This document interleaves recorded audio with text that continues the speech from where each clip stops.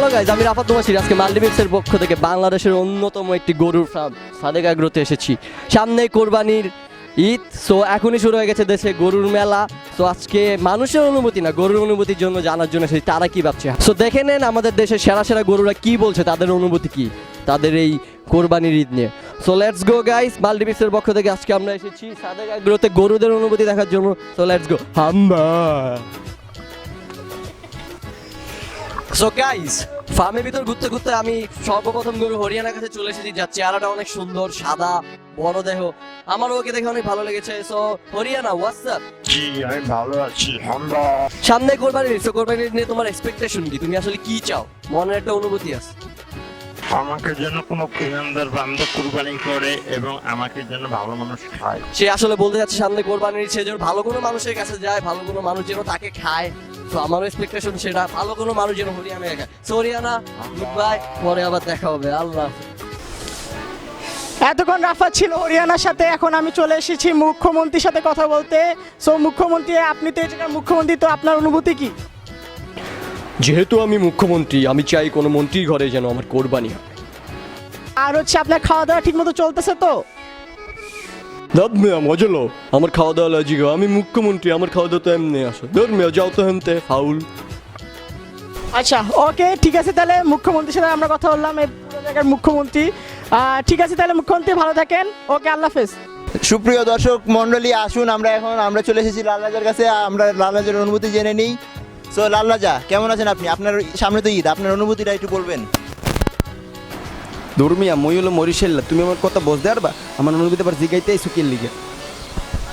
আমি দেখতে পাচ্ছি আপনার একটু ঐতিহ্যবাহী সিং আছে। সো এখানে অনেক মেয়ে গুরু আছে, আপনার উপর কি কোনো মেয়ে গুরু ক্রাশ খায় নাই? মোর যে এবার সেই এর উপর আবার ক্রাশ এনে কই মুরু খোঁজে গেল আইসে আমার সব ছেলে গুরু আর ছেলে গুরু। ইয়া হাবিব, মাশাআল্লাহ, আমার অন্য দেশ থেকে আমাদের দেশে আগত উট, যেটি একদম সরাসরি সৌদি আরব থেকে এসেছে। যে আমরা দুর্ভাগ্যবশত কারণে তার ওখানে যেতে পারছি না, কিন্তু আমরা তার অনুভূতি ঠিকই জানতে পেরেছি। আর সে তার অনুভূতি অনুযায়ী সে আমাদের দেশে এসে অনেক খুশি। আমাদের সাথে আমাদের দেশে গরু বা আরো যে প্রাণী আছে তাদের সাথে থেকে সে খুব আনন্দিত তারা। তো ঠিক আছে, আমরা আরো এখানে যারা অন্য গরু বা যা আছে তাদের অনুভূতিও জেনে নেই। Let's go.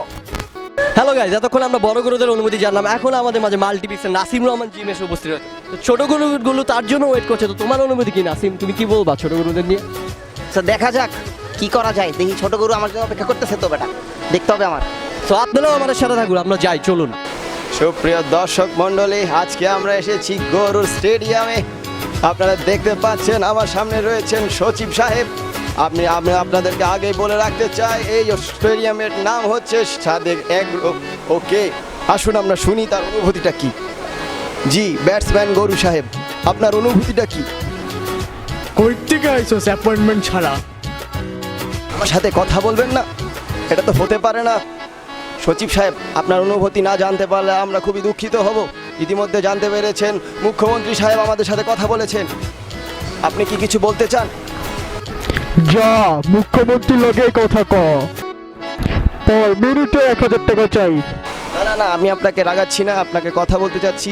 ঠিক আছে, আপনি আপনার ফিসগুলো পাবেন। আমি জানি আপনার ফিস পার ঘন্টায় 100 টাকা। না না সরি, ভুলে গেছিলাম, 1000 টাকা। ওকে ভাই, বলতে চাচ্ছি না আমাদের সাথে কিছু আপনি? কি ভাই, আমার উপর রাগ করেন কাকি? বাংলা ভাষা বলতে পারতেছেন না? কথা কি বাংলায় কম নাকি হিন্দিতে কম?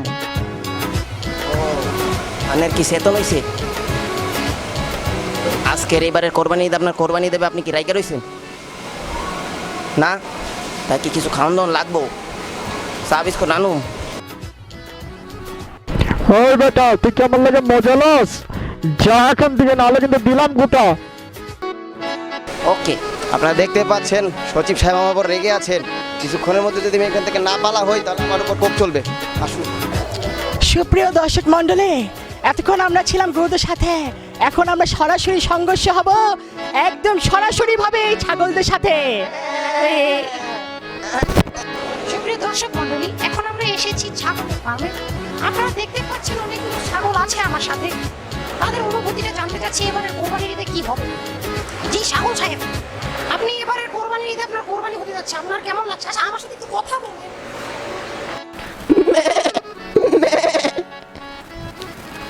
ভাই কোরবানির কথা কই মন মেজাজটা তো দিলেন খারাপ করে।